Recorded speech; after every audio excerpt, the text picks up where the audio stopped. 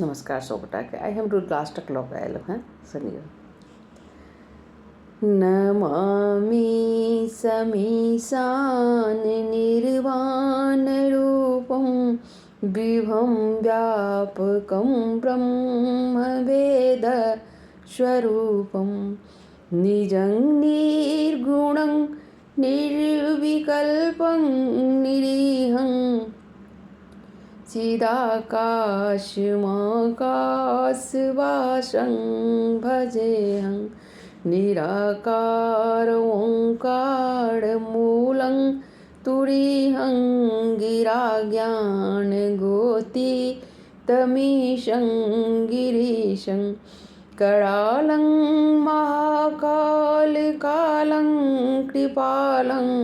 गुणागार संसार पारं नतहं तुखारादृशङ्काशगौरं गम्भीरं मनोभूतकोटिप्रभाश्रीशरीरं स्फुरन्मौलिकल्लोलिनी चारुगङ्गा लसद्भालबालेन्दुकण्ठे भुजङ्गा चलत्कुण्डलं शुभ्रनेत्रं विशालं प्रसन्नाननं नीलकण्ठं दयालं मृगाधीशचर्माम्बरन्मुण्डमालं प्रियं शङ्करं सर्वनाथं भजामि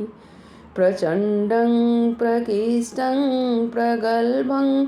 परेशं अखण्डं अजं भानुकोटिप्रकाशं त्रयशूलनिर्मूलनं शूलपाणि भजेऽहं भवानीपतिभावगम्यं कलातीतकल्याणकल्पान्तकारी सदा सज्जनानन्ददाता पुरारी चिदानन्दसन्दोहमोहापहारी प्रसीदप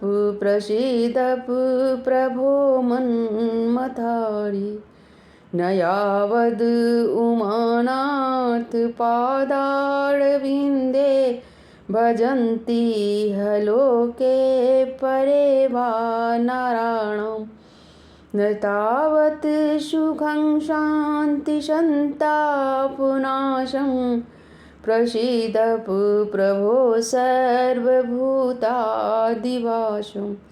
न जानामि योगं जपं नैव पूजा न तोऽहं सदा सर्वदा शम्भुतुभ्यं जराजन्मदुःखोऽतितातप्यमाणं प्रभो पाहि आपं नमामि सशम्भो रुद्राष्टकमृदं प्रोक्तं